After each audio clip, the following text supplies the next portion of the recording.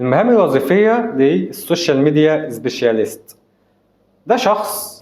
من دوره ومهمته ان هو المسؤول عن إدارة المنصات، هو اللي مسؤول عن تنظيم صفحات السوشيال ميديا، فيسبوك، انستجرام، تيك توك، يوتيوب، كل المنصات اللي الشركة بتشتغل عليها هو اللي مسؤول عن المنصات دي، هو اللي مسؤول عن نشر المنشورات عليها، منشورات الفيسبوك، الريلز، منشورات الانستجرام، هو اللي مسؤول عن إدارة منصات السوشيال ميديا للشركة. يجمع المحتوى، كاتب المحتوى، فيديو من المونتير، تصميم من المصمم، ينشر المنشورات ديت ويعمل لها جدولة وكل واحدة تنزل في الوقت المحدد ليه. هو اللي بيحافظ على شكل المنصات دي،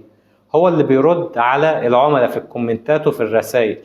هو اللي بياخد اي داتا من العميل يوصلها للفريق المختص، هو نقطة الوصل ما بين العميل وما بين فريق الإدارة في التسويق أو في خدمة العملاء أو في المبيعات. هو اللي مسؤول عن تنظيم الجدول الزمني للمنشورات اللي هتنزل وللحملات الإعلانية اللي هتحصل، وهو اللي بيبتدي يتابع الترندات اللي بتحصل ويتابع صفحات المنافسين وينقل الصورة لفريق التسويق، وهو اللي مسؤول عن تحسين أداء الصفحات والمنصات، هو اللي بيعمل نشر للمنشورات اللي موجودة في صفحات في جروبات، هو اللي بيخش يتفاعل باسم الشركة باسم البراند في الأماكن اللي ينفع ان هو يتفاعل فيها عشان تعمل تسويق تعزز من وعي العلامة التجارية، يخش الجروبات اللي خاصة بمجالات الشركة عشان يشوف المنافسين شغالين ازاي ويدرسهم ويحللهم وينقل الصورة، هو اللي بيتابع ايه الترندات المناسبة اللي احنا ممكن نشتغل عليها وينقل وجهة النظر دي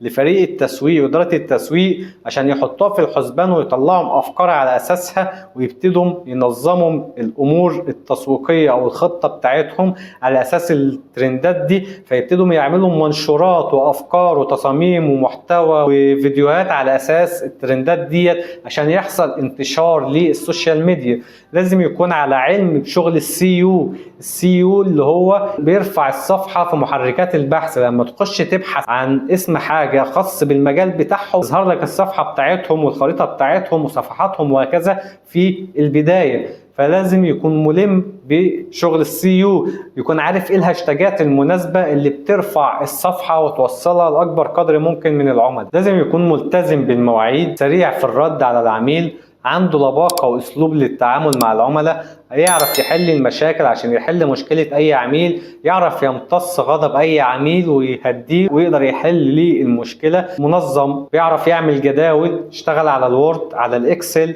يكون عارف في البرامج زي كانفا، برامج المونتاج يكون عنده علم بيها ومعرفة بيها، يكون عارف ازاي يحلل البيانات بتاعت الصفحة والحملات التسويقية ويعمل عنها تقارير، يكون عنده مهارة التواصل والإبداع والفكر الإبداعي، يقدر من هنا يوصل المعلومة، عنده طريقة للسرد وتوصيل المعلومة بشكل سلس وبسيط عشان يقدر يجيب المعلومة والأفكار يوصلها لفريق التسويق عشان يقدروا ينفذوا الفكرة بتاعتهم والمشروع بتاعهم والخطة بتاعتهم.